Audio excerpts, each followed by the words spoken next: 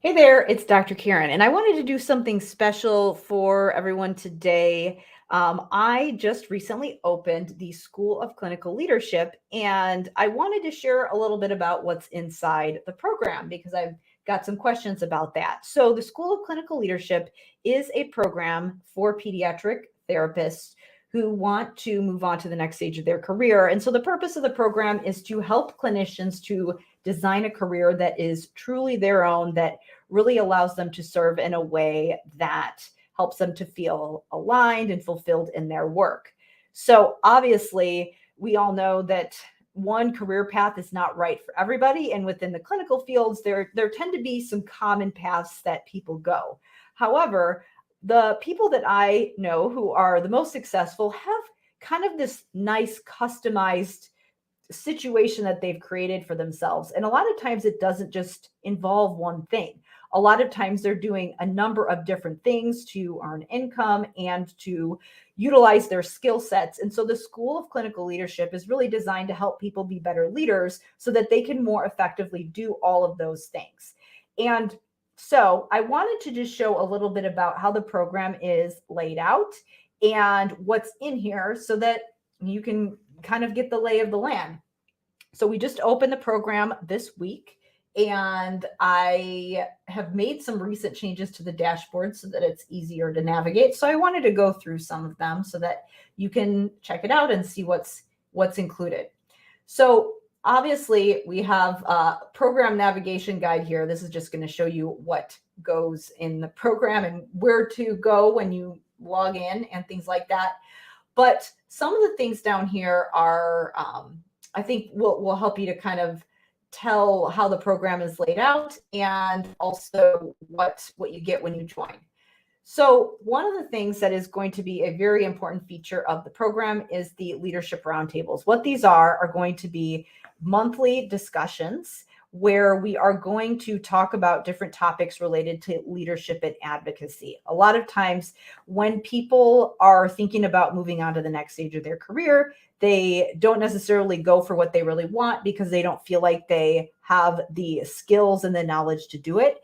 And they also a lot of times aren't really sure what direction to go. So the leadership roundtables are designed to talk about some of the big picture topics that a lot of therapists have to deal with, just systemic issues, but also they're designed to help you think differently about your work so that you can be a better leader. So regardless of what path you decide to go, whether you decide to go the private practice route, whether you decide to stay in a traditional clinical role and specialize, whether you decide to go and do a private practice or offer consulting services on the side or do a combination of things, this is going to help you to be successful in all of those things that you decide to do. So these roundtable sessions are going to happen every month and they're really flexible. I will do a live recording of them every month. Right now, the way that the schedule works is that at 5 p.m. Central on the first Tuesday of the month, I go live and I present a discussion, and people are welcome to show up live if they want to participate live. But then I'm going to post that video in our members community so that people can watch it on their own time and participate in the discussion and learn that way. So it's really flexible. I know that a lot of people, if you're a therapist, so if you're an SLP, an OT, a psychologist, a social worker, a lot of times you're seeing clients during the day, you have kids, you're running around with them during the evening. It's really hard to find a time when everybody can meet for a call. So that's why I've designed it to be flexible so that you can participate in this community and this learning in whatever way works for you. So this section right here is the Design Your Dream Career section. So really this is the kind of the foundational thing that you need to do when you start the program. So in this section, what I do is I show people how to go through a series of exercises to get clear on the kind of work that they like to do. So when they are exploring different career options, they know exactly how they like to work, who they like to work with, and they can start to get clear on what their skills and talents are so that they know what skills and talents they can sell to other people as they're trying to figure out what direction to go. It also helps them to figure out what direction might be a good fit for them, as well as just to help them figure out what they might be interested in and for them to see, do I need to start building some additional skill sets in order to be able to do what I want to do? So I help you get clear on all of that and start mapping out a plan in that Design Your Dream Career section. And then we get into the core training, and the core training is all about the main pillars of the program. So in this section of the program, I'm just going to actually click on it and go in here. So we have 4 main pillars of the program: service delivery. So thinking bigger about service delivery. So not just thinking about your direct therapy that you do, but thinking bigger about how therapy services can be designed. So thinking rather just than, what am I doing when I have a client or a group of students in front of me, thinking bigger picture about how services are designed for students and clients. What that can help you do is help you think not just like a therapist who knows how to deliver effective interventions while you're with your clients or your students, but think more like a leader who's responsible for designing services bigger picture. And what this can help you do, even if you don't want to go into an administrative position, it can help you to start think bigger about creative ways that you can provide services to make a bigger impact. And what that's going to help you do is be more effective in the role that you have right now and help you to build some skills and experiences that are going to help you in your next step. It's also probably going to help you to figure out what your next step might be. For me, I really liked looking big picture at service delivery when I was an SLP, because I liked thinking about, okay, I don't want to just think about what I'm doing when my students come for speech therapy. I want to think about curriculum bigger picture. And that was when I was looking into positions that had to do more with school administration and thinking bigger picture about curriculum design. And so that was one example of how I used that, changing my thinking to think about my next step. But it could look totally different for you. You might decide that, for example, another way this could go, when you start thinking bigger picture about what your students need across settings, you might decide, you know what, I can't just think about direct therapy. Maybe I need to think about developing some training so I can build some in-services for other staff that are working with my students so that they can learn more about what I do and how to help students across the board. And that could end up being something that leads you to the next stage of your career, whether it be something leadership or whether you decide to offer some product or service on the side of what you're already doing as a result of that experience. So that's why I start bigger picture with service delivery, so you can really think about what actually needs to happen to support students. That's always the first step when we're thinking about our career. And then obviously, when we start doing that, you might have a lot of ideas, and then you're going to be thinking, how the heck do I get all of this done? And that's why the next step and the next pillar is productivity. So in this system, I help you to build some key assets, which would include things like protocols and strategies and habits that are going to help you win back time so that you can actually block out time to work on those long-term goals.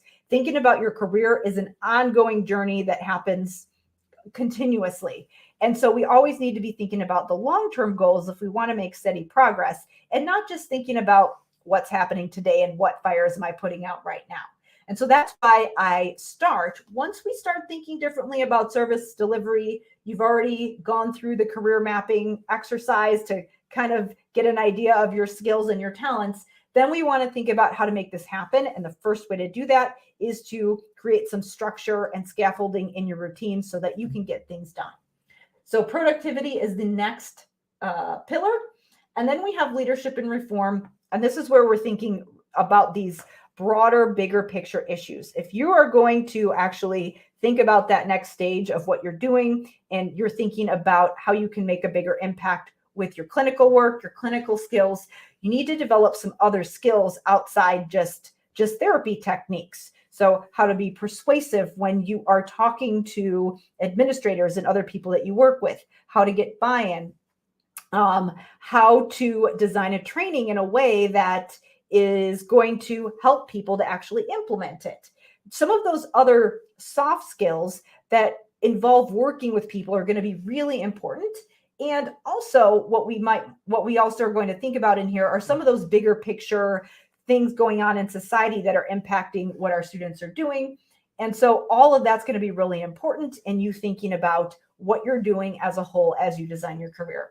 And so how that's going to work is that I'm going to be taking some of the videos that we do in the leadership roundtables, and those are going to be put in this leadership and reform section so that you can learn how to be a better leader in all of the things you do.